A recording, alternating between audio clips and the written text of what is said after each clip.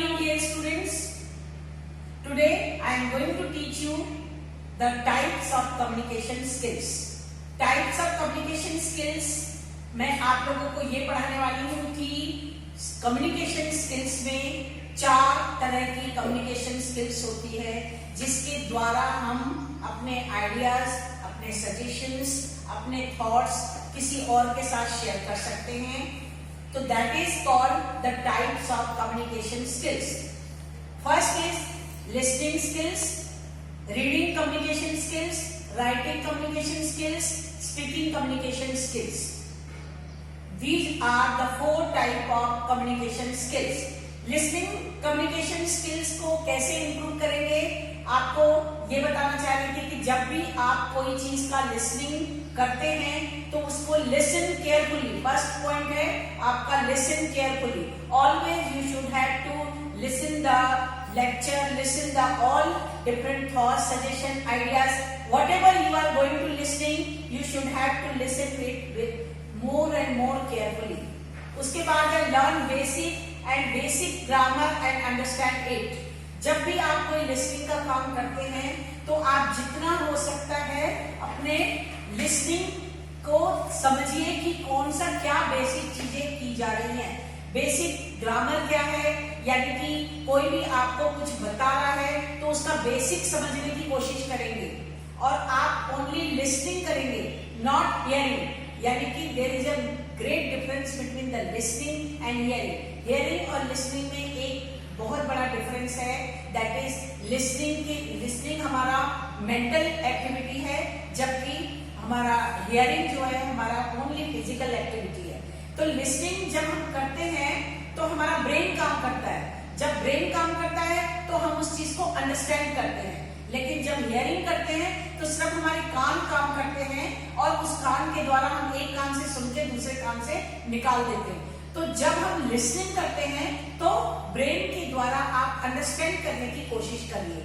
ये listening process होता है. ठीक है. उसके बाद हम आते हैं रीडिंग कम्युनिकेशन स्किल्स, जो कि कम्युनिकेशन का दूसरा स्किल है.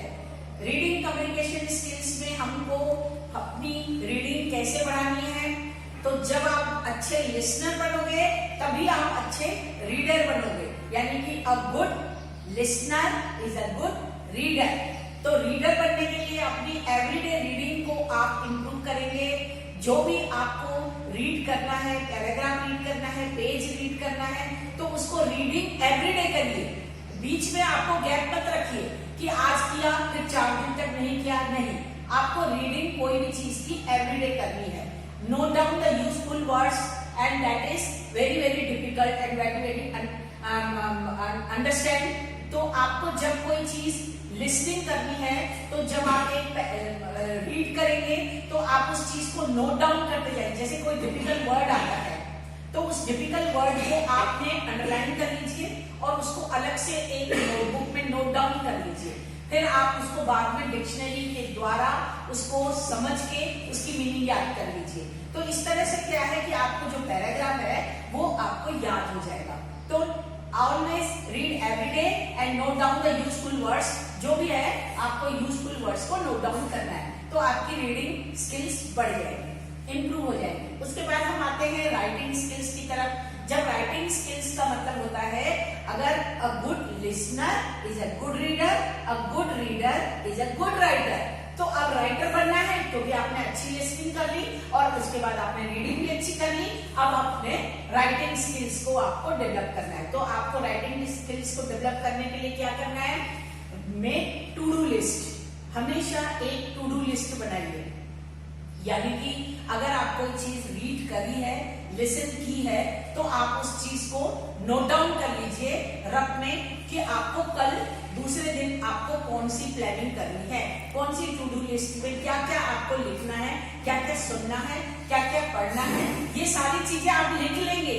अगर 10-10 मिनट का भी आप टू डू लिस्ट बनाएंगे तब भी आपको बहुत अच्छा आपको बेनिफिट मिलेगा. और मैं ये पहले भी बता चुकी हूँ कि राइटिंग स्किल्स के 4 बेनिफिट्स इंपॉर्टेंट होते हैं. अगर आपने राइटिंग स्किल्स डेवलप की तो सबसे पहला पॉइंट आपको मिलेगा, आपके पास एक परमानेंट रिकॉर्ड बन जाएगा. कोई चीज आपने लिखी तो परमानेंट रिकॉर्ड बन गया. दूसरा, आपके पास आपकी मेमोरी में वो चीज सेव हो जाएगी। जब आप लिख रहे हैं, रिकॉर्ड बन रहा है, आपकी मेमोरी में भी सेव होता जा रहा है। तीसरा, आपकी स्पीड बढ़ जाएगी। आप कोई भी चीज लिखते हैं, क्योंकि आपको एग्जाम में 3 घंटे तक लिखना होगा, तो आपकी स्पीड बढ़ जाएगी। और लास्ट में आपकी हैंडराइटिंग तो बहुत ही सुधर जाएगी। अगर हैंडराइटिंग अच्छी नहीं है तो रोज लिखेंगे तो आपकी हैंडराइटिंग भी सुधर जाएगी। तो ये राइटिंग स्किल्स के फायदे हैं। इन चीजों को आप इम्प्रूव करिए।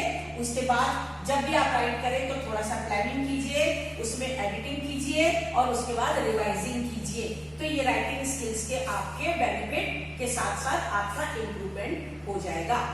अब हम आते हैं स्पीकिंग स्किल्स की तरफ। स्पीकिंग यानी कि राइटिंग के बाद स्पीकिंग स्किल्स आती है। स्पीकिंग स्किल्स में ये होता है कि आपको अपने फ्रेंड्स के साथ, अपने रिलेटिव के साथ, अपने पेरेंट्स में, अगर आपके छोटे भाई बहन हैं उनके साथ भी छोटे छोटे सेंटेंसेस बोलिए। बोलने में आप बिल्कुल घबराइए मत। आप बोलेंगे तो स्पीकिंग स्किल्स आपकी बढ़ जाएगी। और धीरे धीरे छोटे छोटे sentence, please give me water, please come here and note down the words, whatever. इस तरह से छोटे छोटे सेंटेंसेस के द्वारा आप अपनी स्पीकिंग स्किल्स को बढ़ा सकते हैं। ये मत सोचिए कि आपकी मिस्टेक होगी, कोई बात नहीं। अगर मिस्टेक हो भी रही है तब भी आपको स्पीकिंग स्किल्स के ऊपर ही काम करना है, क्योंकि आपको स्पीकिंग स्किल्स बढ़ानी है, जो कि आपको प्लेसमेंट में, आपके इंटरव्यू में, सारी चीजें में स्पीकिंग स्किल्स आपकी काम आती है। तो ये सारी चीजें आपको कभी भी अपनी स्पीकिंग स्किल्स को बढ़ानी हो तो begin with your from your home. अपने घर से ही शुरुआत करिए, फिर अपने कॉलेज में अपने फ्रेंड्स से बातें कीजिए, अपने छोटे भाई बहनों से बातें कीजिए। आपकी स्पीकिंग स्किल्स एवरीडे आपको टॉक रेगुलरली विथ फ्रेंड्स, अपने फ्रेंड्स के साथ रूम में जब आप साथ में रहते हैं तब भी अपने कोई भी चीजों के साथ आपको छोटी छोटी चीजों के साथ शेयर करेंगे ना, तो आपकी स्पीकिंग स्किल्स डेफिनेटली बढ़ जाएगी। तो these are all the 4 types of communication skills you should have to follow in your life, and it will be very very beneficial for your placement, for your diploma semester exam, for your civil engineering exam, whatever you are going to crack the exam, crack the interview. These all 4 skills will be very very beneficial for your future prospect. So thank you very much for watching this video. Thanks.